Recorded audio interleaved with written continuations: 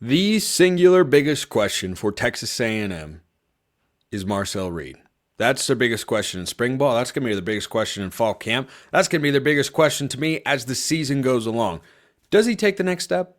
Because the Connor Wigman era was one of, doing the hokey pokey, right? You put your left foot in, you put your left foot out, put your right foot in, right foot out, and all that sort of stuff. Connor Wigman's on the field, Connor Wigman's off the field. He's at Houston now, by the way, lining up to be the Cougars starting quarterback. Might be fully healthy for the first time in a while. I certainly hope for his sake that he is. But that leaves Marcel Reed behind at Texas A&M to take the reins and be the starting quarterback. But there's no question in my mind that Texas A&M can't answer this question in a positive way and then have a successful season.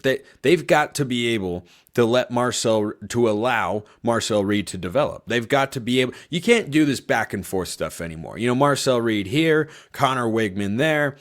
You can't do that. You got to go all in. I think they're going to. I think that they should. But if he's going to lead them to a playoff appearance next year, which is certainly possible given their schedule, which I'll get to in a moment, he's got to take the next step. If he wants to be, towards the top of the SEC, he's got to up his completion percentage. Now, it wasn't bad last year. Marcel Reed last season didn't throw for a ton of yards, just about 170 a game, but he completed 61% of his passes. That's fine. That's a solid way to start a career, but you got to take that next step. It's like Nico at Tennessee or Jackson Arnold. Well, he's got to take a couple steps forward down at Auburn rather.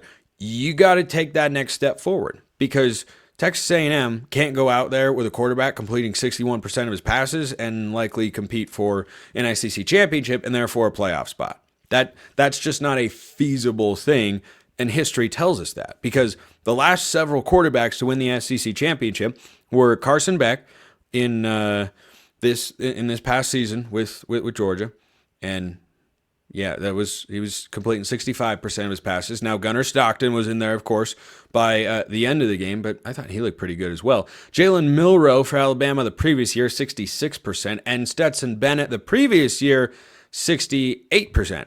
And before that, Stetson Bennett, 65%. So that's the standard of where statistically Marcel Reed has to get to for Texas A&M. Now, as I discussed on Friday's show, he won't have Micah Hudson there in the wide receiver room. I think Texas A&M is okay with that. They haven't been recruiting the way that, Jimbo Fisher did once upon a time, but I think their coaching staff has significantly upgraded from then to now. So I think they're going to be able to build a competitive roster in the SEC. I think there is legitimate value here on Texas A&M over 7.5 wins because it's not an unreasonable expectation given the production Marcel Reed did show last season and the fact that he got a good amount of playing experience, played in 11 games last year for the Aggies after just a couple in his first year of college. It's not unreasonable as he's in the same system to expect him to take a step forward this year. But here's why I think there's value on Texas A&M over 7.5 wins. They get a cushy start. I mean the cushiest of cushy starts. Now, there's one game in there they're probably going to lose, I think. Anyway, speaking of UTSA, that's who Texas A&M plays first. That's a home game. Utah State, that's also a home game at Kyle Field. I'm going to go out on a limb and say Texas A&M wins both of those games. But then the next week, it's the matchup in the first month and a half of the season that Texas A&M circles on their schedule that a lot of people are going to circle on their schedule as a matter of fact. Because plenty of people outside of Texas A&M like to root against them because of, I don't know, weird cheerleaders or weird chants or money or I don't know. There are a lot of different factors that make people root against Texas A&M. They're overrated, which isn't Texas A&M's fault. It's the media's fault and such. Some of us picked Texas A&M to be an 8-win team last year. I think that was pretty close to what they were. But alas, the Aggies, I think, can absolutely be a 9-win team this year if Marcel Reed takes that next step forward. Because Mike Elko, you look at what he did at Duke. Now, Manny Diaz picked up where he left off this past season, to be sure. But he built Duke into a program where they care about football. Right now, all the attention's on Cooper Flagg and the Blue Devils basketball team, of course.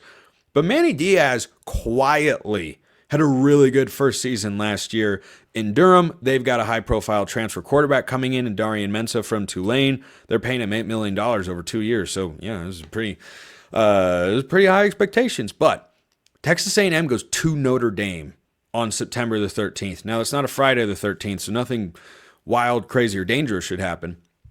Hopefully, but that's a revenge game for Texas A&M, and that's a circle game because last year when they opened with Notre Dame, I picked the Irish for one reason in particular: continuity over newness.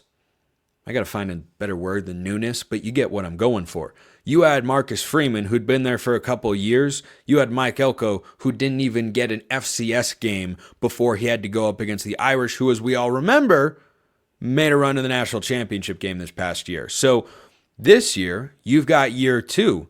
You've got a little bit more continuity. You have more certainty at quarterback with Marcel Reed. So maybe that's a game where Notre Dame, by the way, right now doesn't know who their quarterback's going to be. Steve Angeli, CJ Carr, that's a spring quarterback battle. Doesn't mean a good one won't emerge because both guys, I think, are perfectly capable, and neither have to do a lot for Notre Dame to be successful next year. But is that the least winnable game? No. But if they win that, guess what? They follow with 3 straight home games. 5 of the first 6 games. I talked about Missouri's schedule recently here on the show. They play their first 6 games at home. It's insane. It's insane. 6 straight home games. There's a bye mixed in there somewhere. 6 games at home. Well, Texas A&M is not far behind.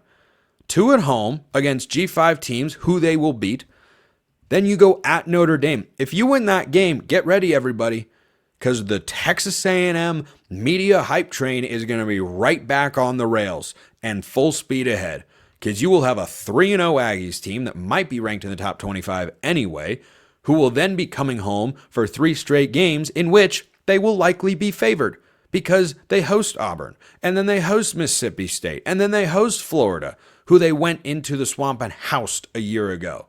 So yeah, they'll be favored. By the way, they get Mississippi State at home off a bye. I think that Mississippi State's going to beat someone they shouldn't, or that people don't think they should next year.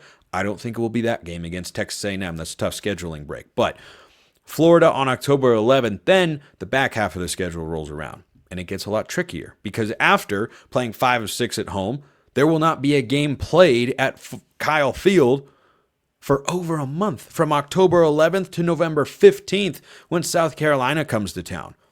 But is this the most brutal road SEC stretch you've ever heard of in your life? Well, it's not an easy one, but they go at Arkansas, who we might be talking about at some point this week.